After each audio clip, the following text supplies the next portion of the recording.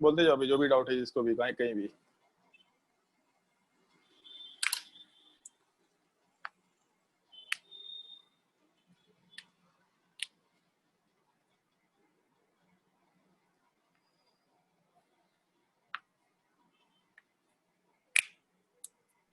Sir किसी भी bond में सिग्मा या फिर पाई बॉन्ड का कोई पर्टिकुलर एनर्जी है क्या कि इतना ही एनर्जी होता है? एनर्जी वेरिएबल हो सकता है, डिपेंड करता है एटम्स के ऊपर भी, लेकिन हाँ ये है कि एक रेंज बोल सकते हैं। जो सबसे स्ट्रॉन्गेस्ट सिग्मा बॉन्ड उसका ये रेंज हो सकता है, जो सबसे वीकेस्ट सिग्मा बॉन्ड उसका ये रेंज हो सकता है। वो हम लोग को याद नहीं रखना है, लेकिन होता है रेंज डेफिनेटली। बॉन्ड स्ट्रेंथ के हिसाब से बॉन्ड एनर्जी डिसाइड होता है, जैसे जितना स्ट्रेंथ उतना ज्यादा एनर्जी। और कोई डाउट किसी को? कोई होमवर्क बना करके नहीं आया? जो भी होमवर्क दिया है सबसे सारा क्वेश्चन बन गया, ऐसा तो हो नहीं सकता। Sir exercise 2 question number 18। Exercise 2 question number 18। Question number 18 में हाँ भी बोलो, क्या डाउट है इसमें?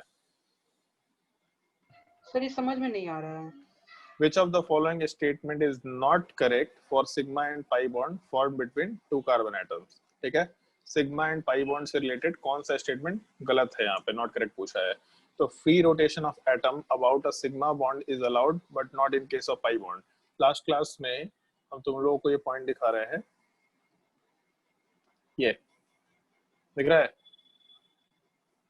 सिग्मा बॉन्ड है सिलिंड्रिकल सिमेट्री, ठीक है, और उसके नीचे therefore bond rotation takes place without any change in the overlapping area, लिखा हुआ है बॉन्ड रोटेशन।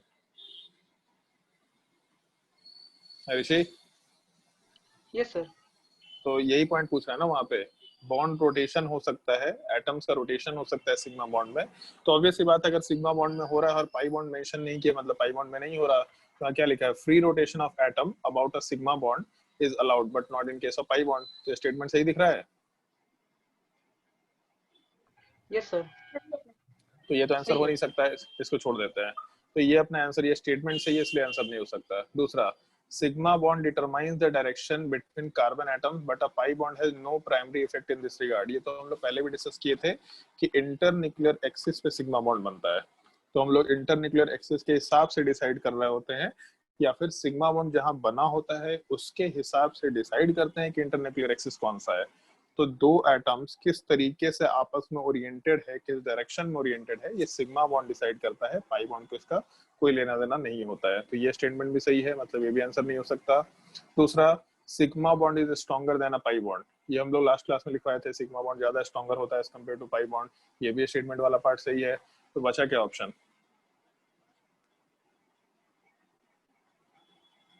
समझ आया? Yes sir. लेकिन सर ऑप्शन नंबर 4 एक बार समझा दीजिए। ऑप्शन नंबर 4 में जैसे लिखा है ना, bond energy of sigma and pi bonds.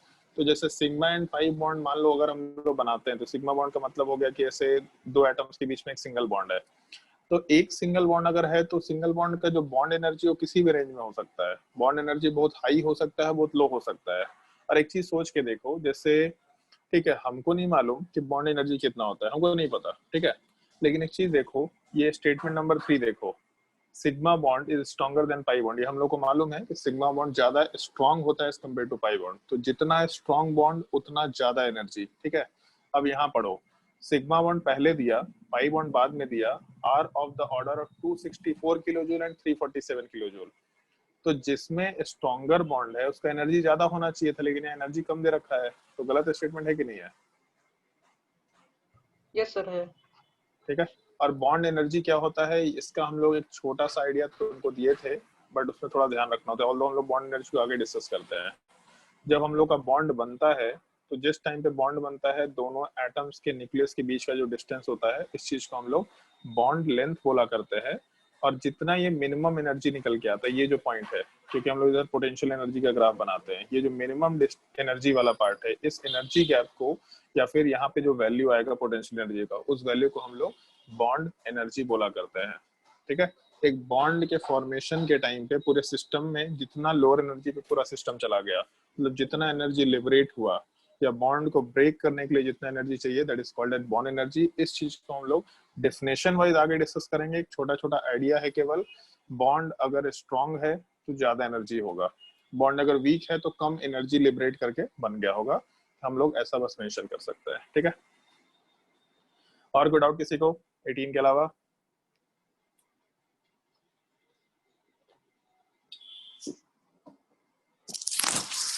बताओ भाई, क्वेश्चन नंबर 18 के अलावा और कोई डाउट? और कोई डाउट नहीं है? क्वेश्चन नंबर 19 तो भारी सवाल है, इसमें कैसे डाउट नहीं किसी को?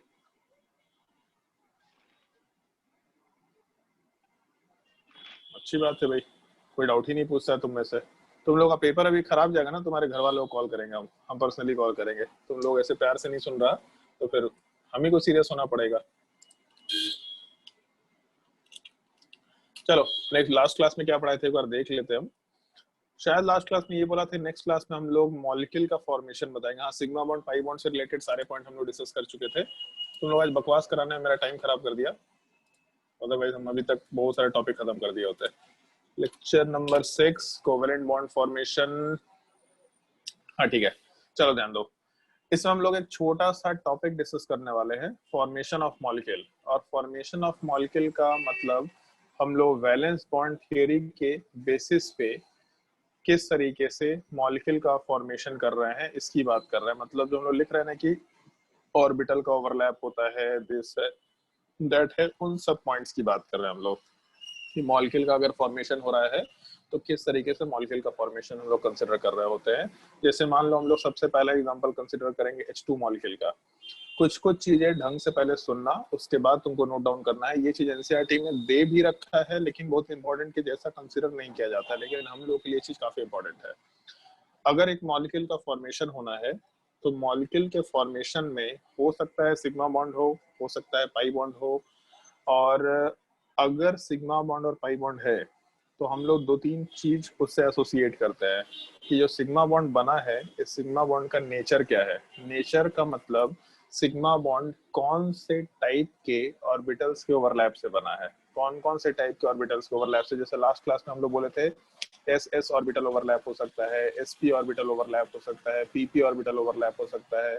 तो हम लोग का जो सिग्मा बॉन्ड बन रहा है वो सिग्मा बॉन्ड कौन से ऑर्बिटल के ओवरलैप से बन रहा है, that will be considered as nature of sigma bond. Similar type से पाई बॉन्ड कौन से ऑर्बिटल्स के ओवरलैप से बना है, that will be considered as nature of pi bond. ऐसा हम लोग मानते हुए चल सकते हैं। तो अपने इस पूरे कंसिडरेशन में अगर हम लोग H2 मॉलिक्यूल के फॉर्मेशन की बात करें तो H2 मॉलिक्यूल के फॉर्मेशन के टाइम पे करना क्या है, इसका हम 2 तरीका बताएंगे। एक थोड़ा भारी तरीका पहले बताएंगे, फिर उसका शॉर्टकट तरीका कि तुम्हारे एग्जाम में अगर सवाल आता है तो कैसे इसको आसानी से समझ सकते हैं कि हम लोग का किस तरीके का ऑर्बिटल ओवरलैप होना चाहिए।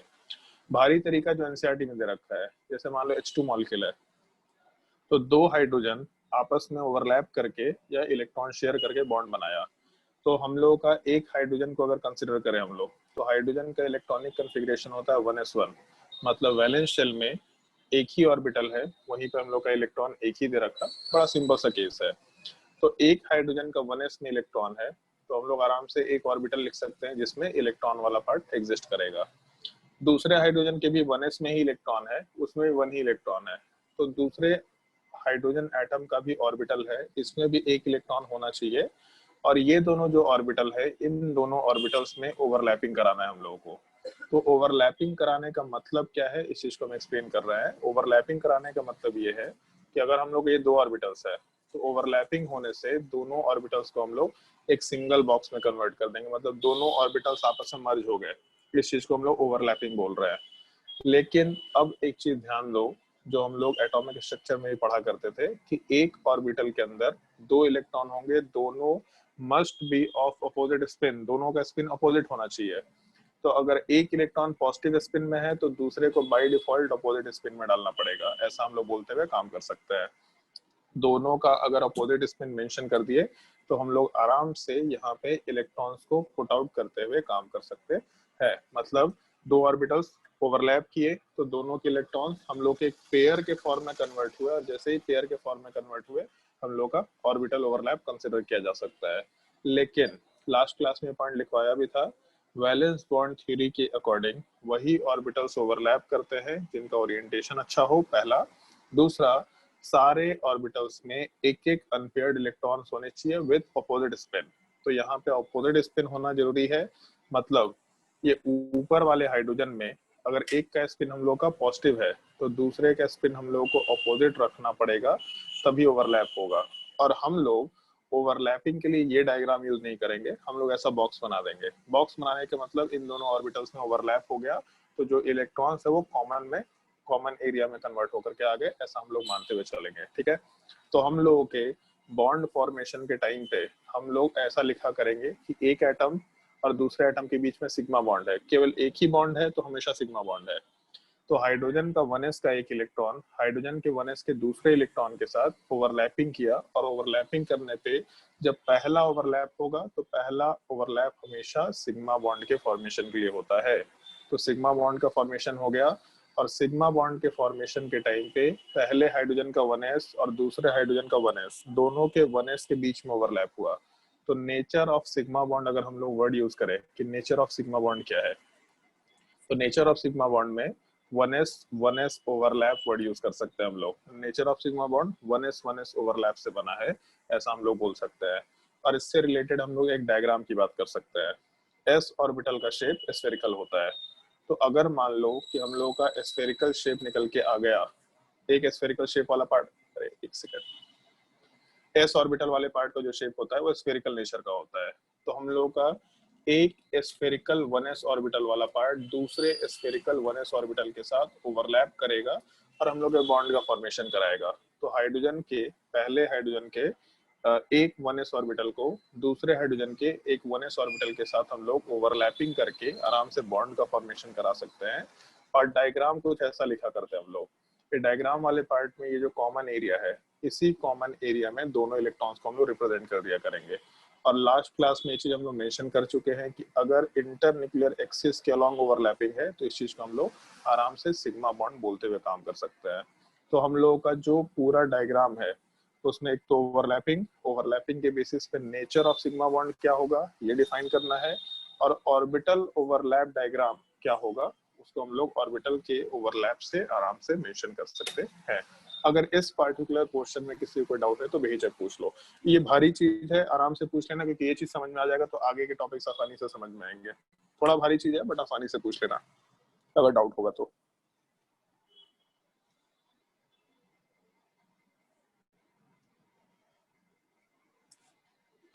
अगर डाउट नहीं है तो इस चीज को नोट डाउन कर लो। ऑपोजिट स्पिन नहीं हुआ तो दोनों ऑर्बिटल्स में अगर अपोजिट नहीं स्पिन रहेगा तो ओवरलैपिंग नहीं हो पाएगा, क्योंकि हम लोग वैलेंस बॉन्ड थ्योरी में इसी का कंसिडरेशन लेके चल रहे हैं।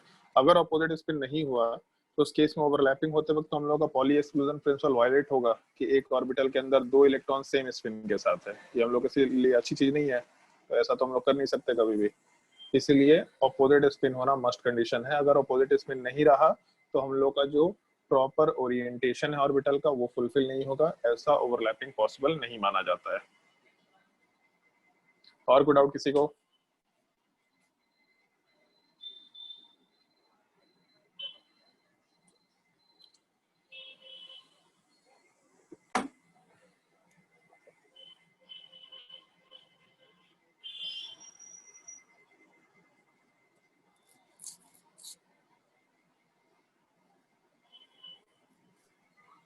सर, तो किसी भी बॉन्ड का नेचर पता करने के लिए पहले कंपाउंड का पूरा इलेक्ट्रॉनिक कॉन्फ़िगरेशन नहीं लिखो। नहीं नहीं, इतना नहीं। हाँ, हम बोले तो शॉर्टकट एक हम बताने वाला है, उस तरीके से काम कर लेना। इतना लिखने की जरूरत नहीं है, बहुत मेहनत का काम है। ये मालूम होना चाहिए तरीका, लेकिन इसको लिखने की जरूरत नहीं है।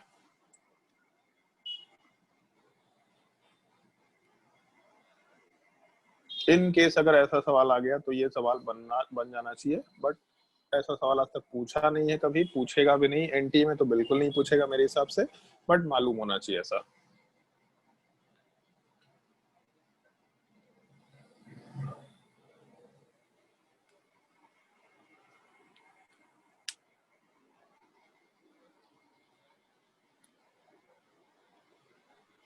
सर, नेचर ऑफ बॉन्ड पता करके होता क्या है? सवाल सॉल्व होता है। अरे सर, नेचर ऑफ बॉन्ड पता करके हम लोग बॉन्ड स्ट्रेंथ या इन सब चीजों को रिलेट कर सकते हैं। ये तुम लोग के एप्लीकेशन में इस हाई लेवल के एप्लीकेशन अभी काम कर नहीं है। अभी तो सिंपली ये चीज, ये सवाल पूछेगा what is the nature of sigma bond in H2 molecule, तो बस इसका जवाब देना 1s ओवरलैप। ये हम लोग को नेचर ऑफ बॉन्ड पता करने के लिए जरूरत पड़ता है। लेकिन हाई लेवल पे जाने पे नेचर ऑफ बॉन्ड से हम लोग डिसाइड कर पाते हैं कि हम लोगों का जो स्ट्रेंथ है बॉन्ड का या बॉन्ड का एनर्जी है वो किस लेवल का होगा। ये रिलेट करना आसान होता है। चलो ध्यान दो, जैसे एक चीज है, अगर हम लोग को डायरेक्टली आंसर देना है कि H2 मॉलिक्यूल में नेचर ऑफ ओवरलैप पूछा है हम लोगों को, तो उस केस में पहले तो उसका लेविस स्ट्रक्चर बना लेना। अब इसमें दिख रहा है कि एक ही सिग्मा बॉन्ड है और सिग्मा बॉन्ड का नेचर निकालना है अपने को। तो बस ये सोचना कि जिन दोनों एटम्स की बात कर रहे हैं हम लोग, उन दोनों एटम्स वाले पार्ट में हम लोग का वैलेंस शेल कौन सा है। यहाँ पे 1s में एक इलेक्ट्रॉन है, दूसरे में भी 1s में एक इलेक्ट्रॉन है। तो हाइड्रोजन अपने 1s के अलावा इलेक्ट्रॉन कहीं रख ही नहीं सकता। हाइड्रोजन में एक ही इलेक्ट्रॉन है, वो भी 1s में। तो जब भी हाइड्रोजन बॉन्ड बनाएगा तो हमेशा 1s के साथ ही बॉन्ड बनाएगा, और हाइड्रोजन हमेशा एक ही बॉन्ड बनाएगा, मतलब हमेशा सिग्मा बॉन्ड बनाएगा। तो हाइड्रोजन के केस में तो हम लोग सीधा याद रख सकते हैं कि हाइड्रोजन का जब भी बॉन्ड बनेगा तो 1s के थ्रू ही बॉन्ड बनेगा। उसके लिए तो डायग्राम वायग्राम लिखने की जरूरत ही नहीं है। हमेशा 1s, और दूसरा हाइड्रोजन है इसमें भी हमेशा 1s के थ्रू काम कर सकते हैं। तो हम लोग सीधा nature of sigma bond 1s mention करते हुए काम कर सकते हैं अगर H2 मॉलिक्यूल रहा तो। बट ये नेचर वाला पार्ट तुमको डायरेक्टली नहीं लिखना है अभी हम केवल जैसे अभी और भी 4-5 एग्जांपल्स मेंशन करेंगे तो तुमको समझ में आएगा कि हम लोग डायरेक्टली कैसे आंसर पे आ सकते हैं। तुम लोगों को वो तरीका सीखना है। जैसे मान लो अगर हम लोग HCl मॉलिक्यूल की बात करते हैं, तो HCl मॉलिक्यूल में अगर हम लोगों को बॉन्ड फॉर्मेशन कराना है तो सबसे पहला काम लेविस स्ट्रक्चर बनाया, तो H और Cl के बीच में एक सिग्मा बॉन्ड निकल के आ गया, ये पता चल रहा है। अब अगर क्लोरीन की बात करें तो एक तो ये चीज कि कभी भी पूरा इलेक्ट्रॉनिक कॉन्फ़िगरेशन नहीं लिखना है। फिर से बोल रहे चीज, हमेशा केवल हम लोग को वैलेंस शेल से मतलब होगा, हमेशा वैलेंस शेल कॉन्फ़िगरेशन लिखते हुए काम करना है। पूरा इलेक्ट्रॉनिक कॉन्फ़िगरेशन लिखने का कोई मतलब नहीं रहेगा। अगर वैलेंस शेल कॉन्फ़िगरेशन के हिसाब से काम कर रहे हैं तो फ्लोरीन के जस्ट नीचे क्लोरीन आता है, और फ्लोरीन में इस चीज को अब रटना शुरू कर दो। एक फर्स्ट पीरियड नहीं, सेकंड पीरियड वाले एलिमेंट्स में लिथियम हो गया, बेरिलियम हो गया, boron, carbon, nitrogen, oxygen, halogen, और ये नोबल गैसेस, इन एलिमेंट्स का वैलेंस शेल कॉन्फ़िगरेशन रट के बैठ जाओ। ये तुमको रटना ही रटना है। जैसे लिथियम वाले पार्ट में सीधा हम लोग NS1 लिखते हैं। अगर हम लोग अल्कली मेटल्स की बात करते हैं तो NH2 लिखते हैं। अगर बोरोन फैमिली है तो उसके इसमें NH2 NP1 होता है। अगर कार्बन फैमिली है तो NH2 NP2 होगा। ये सब रटना शुरू करो। ये सब मतलब ऐसा है ना कि सवाल पूछते ही तुम्हारे हाथ दिमाग में जवाब होना चाहिए। ये सब चीजें एकदम बिल्कुल याद होनी चाहिए, एकदम मस्ट कंडीशन है कि याद होनी चाहिए सब चीजें। NH2 NP2 लिख सकते हैं। नाइट्रोजन फैमिली में जाएंगे तो NH2 NP3 का नंबर आएगा। ऑक्सीजन फैमिली में जाएंगे तो NH2 NP4 का नंबर आएगा। हेलोजन फैमिली में NH2 NP5 का नंबर आएगा। और क्लोरीन कौन से पीरियड का एलिमेंट है, तो सबसे पहले लाइन में तो केवल हाइड्रोजन हीलियम होता है, फिर दूसरे लाइन में फ्लोरीन होता है, फिर नीचे क्लोरीन आता है। तो क्लोरीन वाला पार्ट अगर थर्ड पीरियड का एलिमेंट है, मतलब ये जो N का वैल्यू है इसको हम लोग 3 पुट कर सकते हैं। तो क्लोरीन के केस में हम लोग का valence shell configuration 3s2 3p5 निकल के आ जाएगा। 3s2 3p5 ये इलेक्ट्रॉनिक कॉन्फ़िगरेशन आराम से मेंशन कर सकते हैं हम लोग। तो जब हम लोग का वैलेंस शेल कॉन्फ़िगरेशन निकल के आ गया, तब हम लोग फर्दर आगे बात करना शुरू कर सकते हैं कि बॉन्ड का फॉर्मेशन कैसे होगा। तो पहले बस एक चीज करके देख लेना कि 3s2 3p5 वाले पार्ट को अगर हम कंसिडर करें तो अपने 3s वाले पार्ट में 2 इलेक्ट्रॉन है, और हम लोग के 3p वाले पार्ट को अगर कंसिडर करेंगे हम लोग तो इस केस में 5 इलेक्ट्रॉन है। ऐसा मेंशन कर दिया। सबसे पहला हम लोग का बेसिक कंसिडरेशन आ गया 3s2 3p5, ये हम लोग का बेसिक कॉन्फ़िगरेशन निकल के आ गया। अब इसमें एक चीज सोच के देखो कि हम लोग हाइड्रोजन और क्लोरीन में एक ही सिंगल बॉन्ड तो बना रहे हैं। अब तुम लोगों को कोवेलेंसी के पार्ट को थोड़ा ध्यान रखना है कि हम लोग के HCl मॉलिक्यूल में खुशी ये चीज बताओ, इस मॉलिक्यूल में कोवेलेंसी कितना है क्लोरीन का?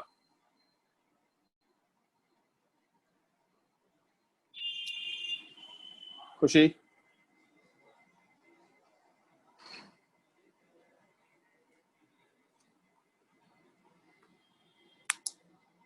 एक तो खुशी लेट आई है क्लास में, तो इसको बहुत मार मारेंगे सर, कभी खुशी कभी कम कर देंगे हम।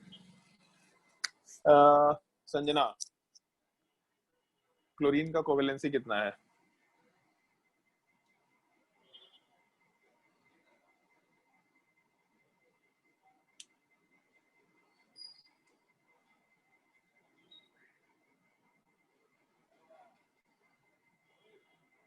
गायब ही हो गई। सर्वेश,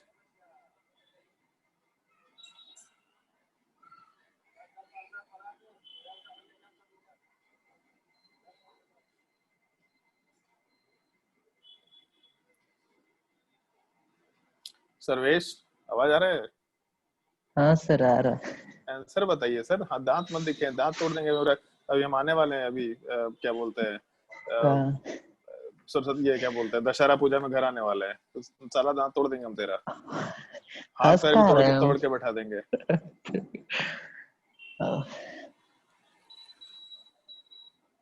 जितना नालायकी कर रहे हैं ना, सब काउंट कर रहे हैं हम, एक ही बार में सारा हाथ पैर भी तोड़ेंगे, दांत तो तोड़ ही देंगे।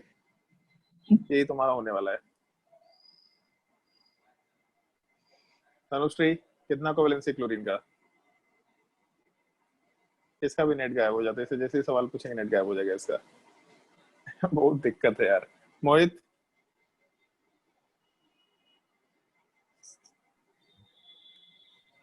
सर याद नहीं आ रहा। याद कहाँ से आएगा सर? आप क्लास में थे कहाँ उस दिन जब कोवेलेंसी बताए थे? हमको याद है। आप लोग का याददाश्त कमजोर होगा, मेरा याददाश्त बहुत अच्छा रहता है। हमको 5 साल 6 से 2014 का बात हमको अभी तक याद है। कल उससे स्टूडेंट से बात हो रहा था, 2014 का एक दो चीज डिस्कस हुआ था जो हम क्लास में जो बताए थे, जो किए थे, वो अभी डिस्कशन हो रहा था कल रात को। ऋषि, कितना है कोवेलेंसी? सर यहाँ पे 1 होगा। यहाँ पे 1 होगा। तो इस मॉलिक्यूल वाले पार्ट में कोवेलेंसी का बेसिक मतलब है एक एटम कितना बॉन्ड बना रखा है। तो क्लोरीन एक बॉन्ड बना रखा है, मतलब कोवेलेंसी 1। और कोवेलेंसी का एक और डेफिनेशन बताए थे, कितने अनपेयर्ड इलेक्ट्रॉन एग्जिस्ट कर रहे हैं। तो हम लोगों के जो डायग्राम है, उस डायग्राम को देख के मालूम पड़ रहा है कि हम लोग के 3s में तो 2 इलेक्ट्रॉन था, तो एक भी अनपेयर्ड इलेक्ट्रॉन नहीं है। बट अगर 3p में 5 इलेक्ट्रॉन है, तो हम लोगों का एक अनपेयर्ड इलेक्ट्रॉन एग्जिस्ट कर रहा है यहाँ पे, ऐसा हम लोग कंसिडर करते हुए। ठीक है, कोई बात नहीं, खुशी चलेगा। तो हम लोग आराम से एक अनपेयर्ड इलेक्ट्रॉन वाले पार्ट का प्लेस कर सकते हैं।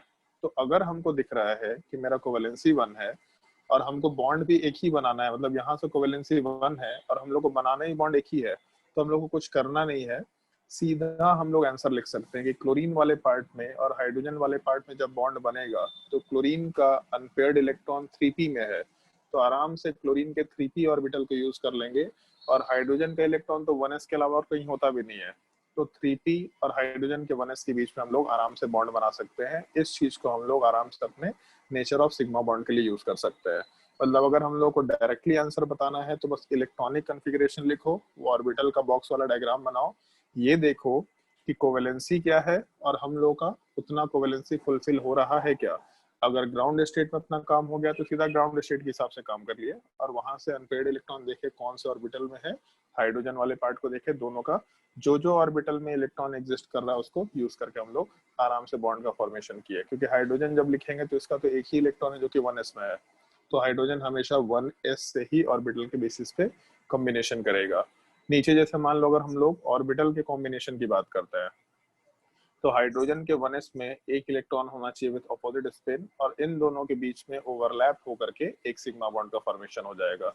तो जिन दोनों ऑर्बिटल्स में ओवरलैप होना है उसको एक बॉक्स में क्लोज करके हम लोग सिग्मा बॉन्ड लिख दिया करते हैं।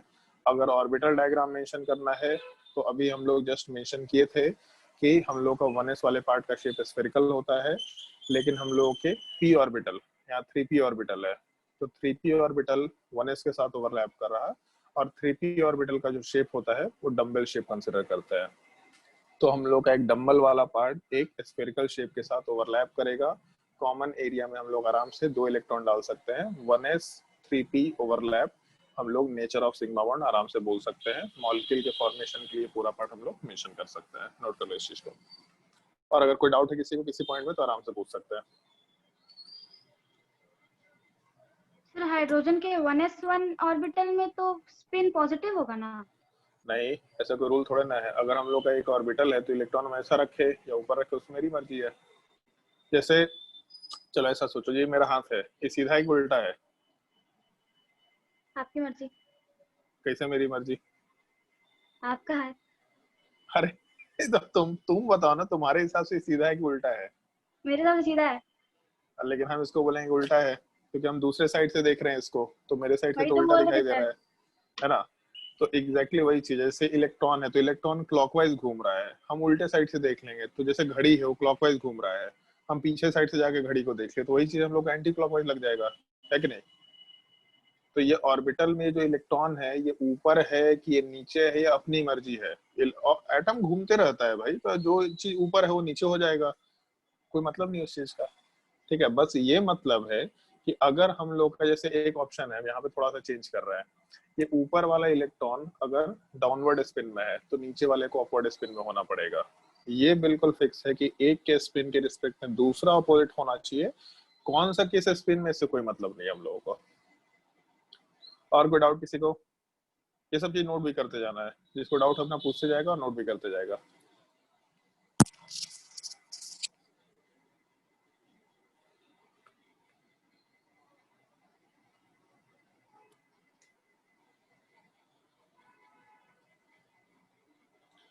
सर तो अगर कोवेलेंसी 1 है तो स्पिन किधर भी हो सकता है, बस हम लोग को ऑपोजिट शो करना है। हाँ, हम लोग को अपोजिट शो करना। कोवेलेंसी में वो इलेक्ट्रॉन कहीं भी रहे उससे कोई लेना देना नहीं होता है। इलेक्ट्रॉन का स्पिन प्लस माइनस हाफ अपने मन पे है, उसका कोई फिजिकल सिग्निफिकेंस नहीं है, उसका कोई लेना देना नहीं है दुनिया से। चलो इसके बाद तीसरे मॉलिक्यूल की बात करते हैं जो हम लोग को डिस्कस करना होगा। हम लोग O2 मॉलिक्यूल की बात कर सकते हैं। इसमें एक पाई बॉन्ड वाले पार्ट का डिस्कशन हो जाएगा हम लोग का। फिर N2 मॉलिक्यूल की बात करेंगे हम लोग। अगर हम लोग O2 मॉलिक्यूल लेके चलते हैं तो ऑक्सीजन ऑक्सीजन में डबल बॉन्ड होगा, सबसे पहला चीज ये है। तो एक सिग्मा बॉन्ड हो गया और एक मालूम है हम लोग को पाई बॉन्ड है यहाँ पे।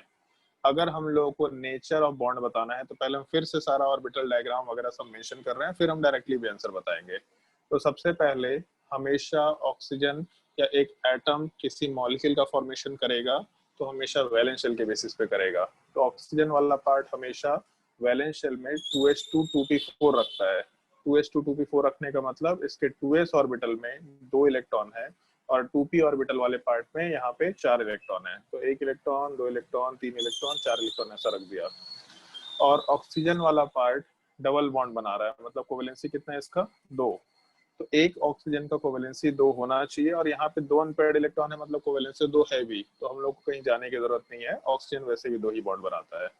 तो हम लोग के 2p में 2 अनपेयर्ड इलेक्ट्रॉन है। तो अगर हम लोग दूसरा ऑक्सीजन लेके चले तो सेम इलेक्ट्रॉनिक कन्फिग्रेशन से डायग्राम आएगा। 2s में 2 इलेक्ट्रॉन, 2p में टोटल 3 ऑर्बिटल्स हैं जिसमें 4 इलेक्ट्रॉन। तो इस बार हम लोग इलेक्ट्रॉन के स्पिन को अपोजिट डायरेक्शन में रखते हैं। तो हम लोगों का एक ऑक्सीजन एटम का 2p का इलेक्ट्रॉन दूसरे ऑक्सीजन एटम के 2p के इलेक्ट्रॉन के साथ ओवरलैप करेगा। तो यहाँ एक बॉक्स बना के यहाँ सिग्मा बॉन्ड डाल सकते हैं। फिर उसके बाद हम लोग के उसी एक ऑक्सीजन वाले पार्ट का 2p का दूसरा इलेक्ट्रॉन और दूसरे ऑक्सीजन के 2p का दूसरा इलेक्ट्रॉन, ये दोनों भी आपस में ओवरलैप करेगा। लेकिन पहला बॉन्ड हमेशा सिग्मा बनता है और एक ही बॉन्ड सिग्मा बनता है। मतलब अगला बॉन्ड जो बनेगा इसको हम लोग पाई बॉन्ड के लिए आराम से कंसिडर कर सकते हैं। तो हम लोग का पहला बॉन्ड सिग्मा के लिए चला गया, दूसरा बॉन्ड पाई बॉन्ड के लिए चला गया। ऐसा हम लोग डायग्राम के बेसिस पर मेंशन कर दिया है। अब उसके बाद एक और चीज का ध्यान रखना है। जैसे अगर हम लोग दोनों ऑक्सीजन के बीच में एक सिग्मा और एक पाई बॉन्ड बनाया है तो सिग्मा बॉन्ड 2p ओवरलैप से बना। और 2p ओवरलैप वाले पार्ट में जैसे 2p वाले पार्ट को अगर हम लोग शेप वाइज डिटरमाइन करते हैं तो डम्बल शेप है, तो इसका मतलब एक डम्बल शेप वाला पार्ट दूसरे ऑक्सीजन के डम्बल के साथ ओवरलैप करेगा। ये हम लोग के सिग्मा बॉन्ड के लिए हो गया, क्योंकि हम लोग इंटरन्यूक्लियर एक्सिस के अलॉन्ग ओवरलैपिंग करा रहे हैं। और जो पाई बॉन्ड है वो पाई बॉन्ड हमेशा लैटरल ओवरलैप या साइड वाइज ओवरलैप से होता है। तो ये जो पाई बॉन्ड बनेगा उसमें ये ऊपर वाला लोब ऊपर के साथ ओवरलैप करेगा और नीचे वाला लोब नीचे के साथ ओवरलैप करेगा। ऐसा हम लोग मेंशन करते हुए काम करेंगे। ये डायग्राम दिखाने का तरीका होगा कि हम लोग का sigma bond head on overlap से बन गया और पाई बॉन्ड पैरेलल ओवरलैप से बन गया। उसको हम लोग इस तरीके से बस दिखा देंगे, ऊपर वाला पार्ट ऊपर से ओवरलैप कर गया, ये नीचे वाला पार्ट नीचे लोब से ओवरलैप कर गया और हम लोग का पाई बॉन्ड का फॉर्मेशन हो गया। एक्चुअल में दोनों ऑर्बिटल ऐसा बेंड होते हैं और ओवरलैप करते हैं। तो हम लोग वैसा बेंड तो दिखा नहीं सकते ताकि डायग्राम कॉम्प्लिकेटेड ना हो, लेकिन ऐसा डायग्राम मेंशन करेंगे। तो सिग्मा बॉन्ड जो बन रहा है वो सिग्मा बॉन्ड वाले पार्ट में भी हम लोग 2p ओवरलैप ले रहे हैं और पाई बॉन्ड जो बन रहा है ये भी 2p ओवरलैप से है। तो nature of sigma bond 2p overlap, nature of pi bond को हम लोग वापस से 2p ओवरलैप बोलेंगे। और एक और नाम ध्यान रखना, इन जनरल पाई बॉन्ड में हम लोग p पाई बॉन्ड भी बोलते हैं, ये भी लिखने का तरीका होता है। 2p पाई बॉन्ड या फिर p pi nature of bond बोल सकते हैं। p पाई का मतलब दोनों p ऑर्बिटल के बेसिस पे पाई बॉन्ड का फॉर्मेशन हो रहा है, ये हम लोग आराम से बोल सकते हैं। पहले इतना डायग्राम मेंशन करो, उसके बाद हम लोग आगे की बात करते हैं। डायरेक्टली आंसर कैसे बता सकते हैं इस चीज का डिस्कशन करेंगे। सर इसमें पाई बॉन्ड और सिग्मा बॉन्ड का स्ट्रक्चर अलग भी तो बना सकते थे। नहीं, अलग नहीं बना सकते क्योंकि वही दो एटम तो आपस में ओवरलैप कर रहा है ना। अलग से बनाएंगे तो फिर उसके मॉलिक्यूल को रिप्रेजेंट करने का क्या सेंस है। तो हम लोग पहले ही अलग से बना चुके कि पाई बॉन्ड ऐसा बनता है, सिग्मा बॉन्ड ऐसा बनता है, हम लोग उसको अलग अलग करके देख चुके। अब जब मॉलिक्यूल में एक ही साथ दोनों एटम्स है तो हम लोग को ऑर्बिटल्स भी एक ही साथ दिखाना पड़ेगा।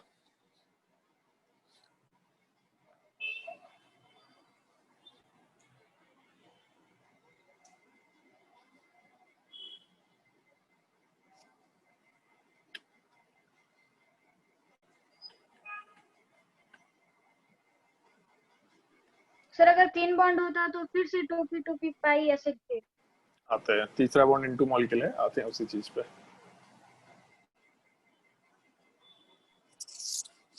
सर ये कैसा कैसा स्ट्रक्चर अजीब अजीब बनाना कैसे पता चलेगा? अरे नहीं बनाना है तुम लोगों को, तुम लोग क्या टेंशन ले रही है इस चीज का। तुम लोग इतना नहीं बनाना है, तुम लोग को सीखना है। और अगर इन केस कभी सवाल आया तब इस तरह का चीज। और बाकी एक और चीज होता है, जैसे इस तरह का चीज देखते जा रहे हैं तुमको यूज टू हो जाएगा, चाहिए तो ऐसा ही बनता है, ये तो ऐसे ही बनता है। पहली बार हम लोग लाइफ में जैसे पहली बार ऑर्बिटल सुने तो उस टाइम पे कंफ्यूजन था कि ऑर्बिटल्स क्या होता है, पता ही नहीं चल रहा। अब हम जब बार बार ऑर्बिटल वर्ड यूज करें तुमको मालूम है एस ऑर्बिटल स्फेरिकल होता है, ये डबल होता है, ये डबल डबल होता है, ये यूज टू हो गए। अब नया जब भी एक नाम आएगा तुमको इसमें बहुत अनईजी टाइप का फील होगा कि हम कैसे जज करेंगे कैसा होता है। बट इस तरह का चीज जब रिपीटेड मोड में चलता जाएगा तुमको बहुत नॉर्मल लगना शुरू हो जाएगा। तो अननोन चीज है, सीखो चुपचाप, इसको आराम से धीरे धीरे सीखते जाना है। जैसे मोल कंसेप्ट है, तो मोल कंसेप्ट में हम लोग बहुत सारा नया नया टर्म्स मेंशन किए थे। वेपर डेंसिटी होता है, एवरेज मोलर मास होता है, मोलैरिटी होता है। उस टाइम पे डिफिकल्ट लगता है वो सब चीज। अब अगर हम तुमसे पूछेंगे मोलैरिटी, तो भले डेफिनेशन भूल गए हैं बट मोलैरिटी सुन के डर नहीं लगेगा तुमको, मोलैरिटी पता नहीं क्या होता है, अजीब अजीब टाइप का नहीं लगेगा। तो डेफिनेशन भूल गए कि मोलैरिटी में कंसंट्रेशन का फॉर्मूला याद नहीं है, ठीक है, वो एक प्रॉब्लम है कि फॉर्मूला याद नहीं है, लेकिन वो टर्म नया नहीं रह गया है। अब टर्म नोन है तो कंफर्टेबल है उस टर्म को लेकर। तो ऐसा तो चीज भी आएगा धीरे धीरे करके, बहुत तरह का चीज आएगा। यही तो हम लोग का काम होता है ना कि हर तरह के सिनेरियो को तुम लोग के सामने से पार लेकर के चले जाए, तो ताकि कुछ में नया चीज में नहीं, कुछ भी आए तो तुमको लगे तो देखा हुआ लग रहा है। देखा हुआ चीज हमेशा आदमी कॉन्फिडेंटली सॉल्व करता है। अनदेखा चीज में हम लोग के सामने भी कोई नया क्वेश्चन आ जाएगा तो हम लोग भी टेंशन में रहेंगे, पता नहीं बना रहे सही बन रहा है कि गलत बन रहा है। ये एक हैबिट होता है आदमी का। अगर मान लो हम लोगों को सीधा नेचर ऑफ सिग्मा बॉन्ड बनाना है और पाई बॉन्ड बनाना होता है तो सबसे पहले क्या करते, तो O2 मॉलिक्यूल का लेविस स्ट्रक्चर बनाते। ऑक्सीजन का वैलेंस शेल इलेक्ट्रॉन लिखते तो 2s2 2p4। इसका मतलब 2s में अपने पास 2 इलेक्ट्रॉन है और 2p में टोटल 4 इलेक्ट्रॉन है। और एक चीज फिक्स है कि हम लोगों को O2 मॉलिक्यूल में दोनों एटम्स का कोवेलेंसी 2 चाहिए और ऑक्सीजन वाले पार्ट में हम लोगों का कोवेलेंसी 2 होता भी है। अगर हम लोगों का कोवेलेंसी अनपेयर्ड इलेक्ट्रॉन के हिसाब से 2 है तो हम लोगों को एक्साइटेड स्टेट में जाने की जरूरत नहीं है। तो दिख रहा है कि 2p में दोनों जगह 2-2 इलेक्ट्रॉन है, मतलब जो सिग्मा बॉन्ड बनाना होगा ये 2p ओवरलैप से बना सकते हैं। और जब पाई बॉन्ड बनाएंगे तभी भी दूसरा अनपेयर्ड इलेक्ट्रॉन यूज करके आराम से पाई बॉन्ड भी 2p ओवरलैप से बना सकते हैं, कुछ सोचने की जरूरत नहीं पड़ेगी हम लोगों को। ऑक्सीजन सेकंड पीरियड का एलिमेंट है, थर्ड पीरियड का कोई ऑर्बिटल इसमें होगा भी नहीं और पाई बॉन्ड एस ऑर्बिटल बना भी नहीं पाता है। तो ऑक्सीजन में नाइट्रोजन में हम लोग डायरेक्टली भी बोल सकते हैं कि नाइट्रोजन वाले पार्ट में 2p के अलावा कोई और ऑप्शन ही नहीं है। नाइट्रोजन ऑक्सीजन सेकंड पीरियड के एलिमेंट्स है, इसका मतलब 2p ऑर्बिटल के अलावा पाई बॉन्ड बनाने के लिए और कोई ऑप्शन ही नहीं है, क्योंकि इसके पास s ऑर्बिटल और p ऑर्बिटल है और s ऑर्बिटल तो पाई बॉन्ड बनाता नहीं है, तो बचा क्या, p ऑर्बिटल। तो इस केस में डायरेक्टली भी हम लोग आंसर बोल सकते हैं, जब भी कभी ऑक्सीजन रहा या नाइट्रोजन रहा और उनके पाई बॉन्ड्स हुए सीधा 2p, आंख बंद करके 2p बोल दो। कार्बन रहा सीधा 2p, सोचना ही नहीं है। बोरोन, कार्बन, नाइट्रोजन, ऑक्सीजन, सीधा 2p ऑर्बिटल वाला पार्ट हम लोग के पाई बॉन्ड के फॉर्मेशन में गया। दिमाग ही नहीं लगाना इसमें हम लोग कुछ भी, क्योंकि सेकंड पीरियड का एलिमेंट है और कोई ऑप्शन अवेलेबल नहीं है। जैसे मान लो कि हम क्वेश्चन नंबर 4 की बात करते हैं, तो क्वेश्चन नंबर 4 में N2 मॉलिक्यूल डिस्कस करना है। तो सबसे पहला काम अब हम इस पर डायरेक्टली बता रहे हैं। N ट्रिपल बॉन्ड N बनाना है, मतलब 3 बॉन्ड बनना है, तो एक सिग्मा बॉन्ड और 2 पाई बॉन्ड बनना है। सबसे पहला चीज नाइट्रोजन का इलेक्ट्रॉनिक कॉन्फ़िगरेशन लिखेंगे वैलेंस शेल में, तो 2s2 2p3 आएगा, ठीक है। अब 2s2 2p3 वाले पार्ट में हम लोग को दिख रहा है कि 2p वाले पार्ट में 3 ही इलेक्ट्रॉन है, मतलब 3 अनपेयर्ड इलेक्ट्रॉन है। तो यहाँ से सीधा नेचर ऑफ सिग्मा बॉन्ड, एक नाइट्रोजन का 2p ऑर्बिटल दूसरे नाइट्रोजन के 2p के साथ ही ओवरलैप करेगा, क्योंकि अनपेयर्ड इलेक्ट्रॉन यही तो एग्जिस्ट कर रहा है। जहां अनपेयर्ड इलेक्ट्रॉन है वही बॉन्ड बनाएगा। तो सिग्मा बॉन्ड हमेशा 2p के हिसाब से बनेगा। तो एक नाइट्रोजन का 2p, दूसरे नाइट्रोजन का भी 2p। अगर पाई बॉन्ड की बात करें तो नाइट्रोजन के केस में पाई बॉन्ड 2p के अलावा और कोई बना ही नहीं सकता। तो पहला pi bond 2p 2p overlap, दूसरा पाई बॉन्ड वो भी 2p 2p ओवरलैप, या फिर हम लोग इस चीज को पी पाई बॉन्ड भी आराम से बोल सकते हैं। तो इस केस में अगर नाइट्रोजन रहा तो सीधा पी पाई बॉन्ड अपना कहानी खत्म हो जाएगा। लेकिन अगर हम लोग इसके ऑर्बिटल ओवरलैप डायग्राम की बात करें तो थोड़ा अच्छा डायग्राम बन सकता है। एक नाइट्रोजन में 2s वाला पार्ट है और 2p वाला पार्ट है, ऐसा हम लोग मेंशन करते चल रहे हैं। तो 2s में 2 इलेक्ट्रॉन है और 2p वाले पार्ट में हम लोग के पास 3 अनपेयर्ड इलेक्ट्रॉन है। दूसरा नाइट्रोजन अगर कंसिडर करें तो इसमें भी नाइट्रोजन वाले पार्ट में हम लोग के पास 2s इलेक्ट्रॉन है और यहाँ पे भी हम लोग के पास 2p इलेक्ट्रॉन है। तो दोनों में जो इलेक्ट्रॉन्स होंगे बिल्कुल अपोजिट स्पिन के साथ होना चाहिए। एक बॉन्ड को हम लोग आराम से सिग्मा बॉन्ड के लिए यूज कर सकते हैं। दूसरे इलेक्ट्रॉन्स को हम लोग जब ओवरलैप कराएंगे तो पहला पाई बॉन्ड बनेगा, फिर तीसरे अनपेयर्ड इलेक्ट्रॉन वाले पार्ट को भी जब हम लोग ओवरलैप कराएंगे तो भी यहाँ पे पाई बॉन्ड बनेगा। तो एक sigma bond 2p 2p overlap से, पहला pi bond 2p 2p overlap से, दूसरा पाई बॉन्ड भी हम लोग के 2p 2p ओवरलैप से बनेगा। और डायग्राम कुछ ऐसा बना सकते हैं। जब एक 2p ऑर्बिटल दूसरे 2p ऑर्बिटल के साथ ओवरलैप करके सिग्मा बॉन्ड बनाया, इसका मतलब एक डंबल दूसरे डंबल के साथ ओवरलैप कर गया, ये अपने सिग्मा बॉन्ड के लिए चला गया। फिर उसके बाद अगर मान लेते हैं कि px ऑर्बिटल है तो हेड ऑन ओवरलैप में px ही ओवरलैप करेगा। बड़ा सिंपल सा सिनेरियो है, हमेशा px के साथ ओवरलैप करेगा, चाहे हेड ऑन हो या पैरेलल ओवरलैप हो। फिर अगर इसके परपेंडिकुलर डायरेक्शन में हम लोग py ले तो यहाँ वाले पार्ट में काम करते हैं, इसको दूसरे कलर से मेंशन कर देते हैं। अगर हम लोग py ऑर्बिटल लें तो एक py ऑर्बिटल हमेशा दूसरे py ऑर्बिटल के साथ ही ओवरलैप करेगा। पैरेलल ओवरलैप हम लोग के पाई बॉन्ड के लिए यूज कर सकते हैं।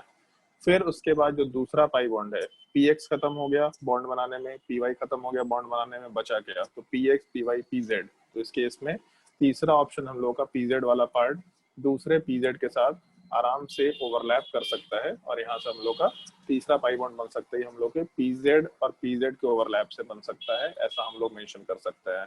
तो हम लोगों का अगर पहला बॉन्ड हम लोग px के बीच में बोले तो दूसरा py तीसरा pz बोले।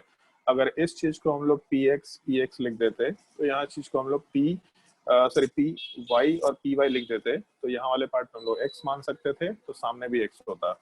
इसको अगर x मानना है तो इसको भी x मान लो, उसे कोई दिक्कत नहीं है। लेकिन फिर इसको हम लोग को y बोलना पड़ता। डायरेक्शन अपने मर्जी पे है, हम इसको x बोले कि हम इसको y बोले कि हम इसको z बोले, ये मेरी मर्जी है। हम किसी को भी x, किसी को भी y, किसी को भी z बोल सकते हैं। बट इन जनरल बचपन से जो हम लोग कन्वेंशन सुनते आए हैं कि ये डायरेक्शन x होता है, ये डायरेक्शन y होता है और इसका परपेंडिकुलर डायरेक्शन z होता है। अगर इस कन्वेंशन को मान के चले तो ये हॉरिजेंटल वाला जो पार्ट है इसको हम px बोल रहे हैं, दूसरा ये जो वर्टिकल वाला पार्ट है py बोल रहे हैं, और ये जो एक और वर्टिकल डायरेक्शन है इस चीज को हम लोग pz के लिए कंसिडर कर रहे हैं। ये हम लोग का ऑर्बिटल डायग्राम कंसिडर किया जा सकता है N2 मॉलिक्यूल के केस में। छाप लो।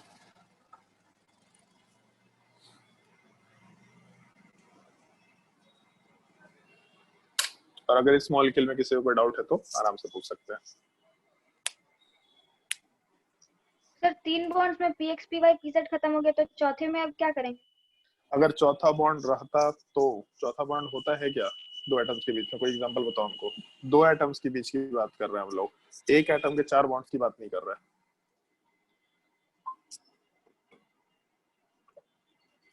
बताओ भाई, दो एटम्स के बीच में चौथा बॉन्ड देखा है कभी?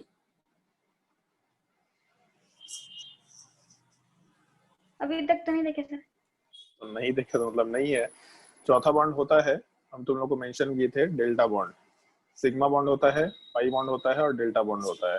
सिग्मा बॉन्ड हमेशा एक होगा, पाई बॉन्ड 2 हो सकता है मैक्सिमम, और फिर डेल्टा बॉन्ड का नंबर आता है। बट डेल्टा बॉन्ड अपने स्कोप से बाहर का चीज है, इस चीज को हम लोग सिलेबस में कंसिडर नहीं करते हैं, एटलीस्ट मेडिकल के लिए तो बिल्कुल कंसिडर नहीं करते।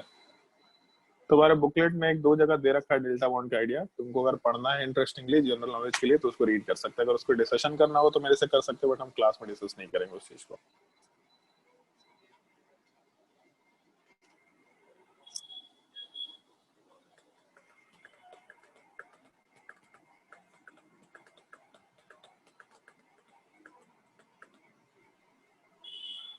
सर कल के टेस्ट में यहाँ तक सब कुछ आएगा क्या? कल के टेस्ट में केमिकल बॉन्डिंग कहाँ आ रहा है?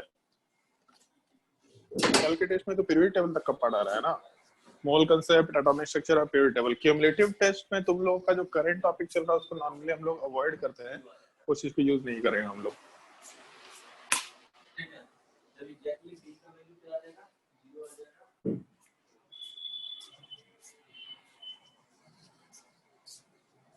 तो केमिकल बॉन्डिंग अभी हम अगले क्यूमुलेटिव टेस्ट में आराम से टेस्ट लेंगे, उसके लिए टेंशन मत लो। केमिकल बॉन्डिंग में तो बहुत सारा क्वेश्चन बनता है। केमिकल बॉन्डिंग से हर साल कम से कम 3 से 4 या 5 सवाल पूछे जाते हैं हर साल। ये सबसे इंपॉर्टेंट टॉपिक होता है केमिस्ट्री का, सबसे मतलब मोस्ट इंपॉर्टेंट टॉपिक में से एक है केमिकल बॉन्डिंग। ये ऐसा टॉपिक है कि बाय डिफॉल्ट हमारा अच्छा होना चाहिए। अगर नोट कर लिया हो तो बताओ, अगर किसी को डाउट है तो आराम से पूछ सकते हैं, और अगर डाउट नहीं है तो हम लोग कुछ क्वेश्चन होमवर्क देंगे, ज्यादा क्वेश्चन होमवर्क नहीं होगा मेरे हिसाब से, आज जितना कंसेप्ट बताया उसके हिसाब से। तो एक बार देख लेते हैं बुकलेट में क्या क्या क्वेश्चन होमवर्क हो सकता है। क्वेश्चन नंबर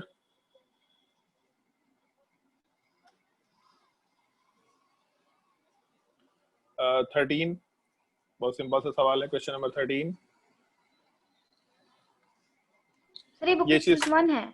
हाँ बुकलेट 1 है। बुकलेट 1 में क्वेश्चन नंबर 13, इसमें क्वेश्चन नंबर 14 आप वापस से ट्राई कर सकते हैं। इसमें देखना है यहाँ पे दे रखा है डेल्टा बॉन्ड क्या होता है, आंसर से समझ सकते हैं, और इसके थ्योरी में भी दे रखा है। वैसे यहाँ प्री इंजीनियरिंग लिख रखा है, बट ये बुकलेट तुम लोग को मेडिकल इंजीनियरिंग का सेम जा रखा है, मतलब केमिकल बॉन्डिंग में कहीं कोई डिफरेंस नहीं है, सेम ही चीज है। केवल मेडिकल में हम लोगों का जो दूसरा बुकलेट है वो चेंज होगा, जिसमें तुम लोगों को कॉम्प्रिहेंशन टाइप का क्वेश्चन नहीं होगा। पहले में सब्जेक्टिव क्वेश्चन और थ्योरी एग्जैक्टली सेम है दोनों के उसमें सिलेबस में। क्वेश्चन नंबर 15, ये वैसे अभी हम लोग डिस्कस किए हैं बट वही चीज है यहाँ पे। तो 13, 14, 15 ट्राई करना, और नेक्स्ट क्लास में हम लोग हाइब्रिडाइजेशन कंसेप्ट डिस्कस करेंगे। ये तुम्हारे केमिकल बॉन्डिंग का सबसे इंपॉर्टेंट पार्ट है, मतलब केमिकल बॉन्डिंग ऑलरेडी इंपॉर्टेंट है और एक हाइब्रिडाइजेशन कंसेप्ट उसका भी सबसे इंपॉर्टेंट पार्ट है। हम लोग थोड़ा बहुत आइडिया दे चुके हैं, बट आगे तुम लोगों को और भी इस चीज का आइडिया निकल के आएगा क्या होता है यहाँ पे। उसके बाद केमिकल बॉन्डिंग पार्ट 2 वाले बुकलेट में हम लोग एक्सरसाइज 1 में कुछ कुछ क्वेश्चंस कर सकते हैं। एक्सरसाइज 1 में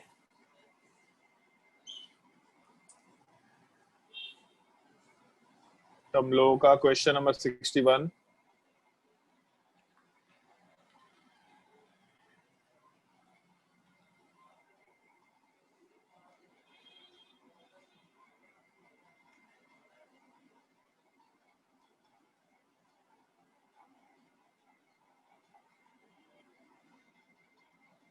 क्वेश्चन नंबर 86, ये अच्छा सवाल है, खुद से सोच के देखना। 86 आज इतना बताया उससे ये सवाल सॉल्व हो जाएगा, बट दिमाग लगा के देखना अच्छे से।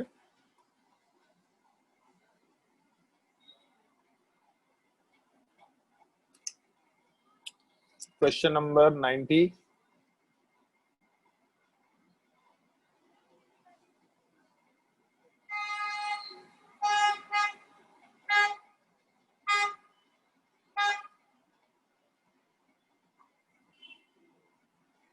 क्वेश्चन नंबर 99, एलीन्स हम लोग तुम लोग क्लास में शायद मेंशन किए हैं, इस तरह के स्ट्रक्चर को एलीन बोला जाता है जहाँ पे 2 पाई बॉन्ड कंसेक्यूटिव होता है, this is called as allenes. Question number 90, sorry 99, 90 नहीं 99,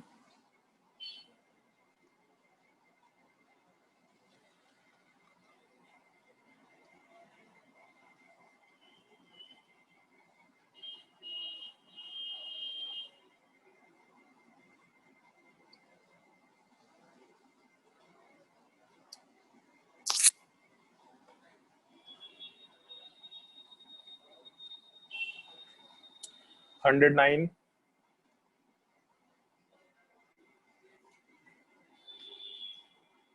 117, नहीं 117 अभी छोड़ देना, 117 नहीं अभी, उसमें एक पार्ट अभी मिसिंग है थोड़ा।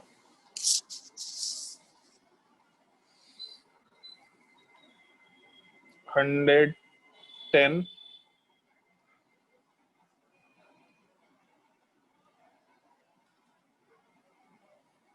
121,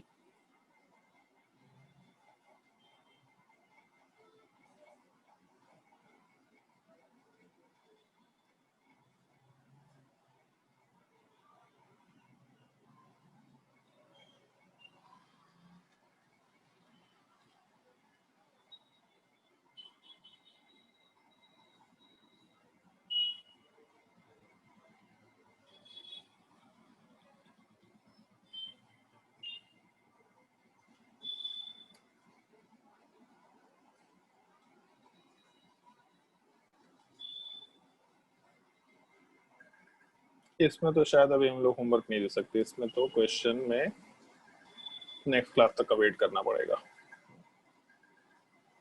जो तुम लोग को बोला भी कि आज जो हम चीज पढ़ाएं उससे सवाल नॉर्मली नहीं पूछा जाता है तुम्हारे स्कोप में, मालूम होना चाहिए, बस एक कंसेप्ट मालूम होना चाहिए कॉपी में लिखने के लिए, कभी कल को पढ़ो तो वापस ये चीज याद आ जाए। अदरवाइज ये के ऊपर सवाल बहुत रेयरली, मतलब उसको थियोरेटिकली पूछेगा, जैसे यहाँ लिखा है vacant orbital take part in hybridization, इस तरह का थियोरेटिकल सवाल पूछेगा, बट वो थियोरेटिकल लैंग्वेज में पूछेगा, डायग्राम वगैरह सब नहीं पूछेगा कभी भी इस टाइप का। चलो ठीक है, आज के लिए हम इतना ही होमवर्क देते हैं, नेक्स्ट क्लास में हाइब्रिडाइजेशन कंसेप्ट पढ़ाएंगे, बहुत मजेदार कंसेप्ट है, तो नेक्स्ट क्लास में इस चीज को आराम से कंटिन्यू करेंगे। अगर कोई डाउट है तो आराम से पूछ लो, अदरवाइज नेक्स्ट क्लास में मिलता है। बोलो भाई, अगर किसी को कोई डाउट है तो, कोई भी डाउट है तो। होमवर्क देते ही टाइम सब लोग भाग जाता है पहले ही, मालूम है क्लास खत्म होगा तो भाग जाओ। चलो ठीक है, नेक्स्ट क्लास में कंटिन्यू करते हैं। Thank you sir. ओके।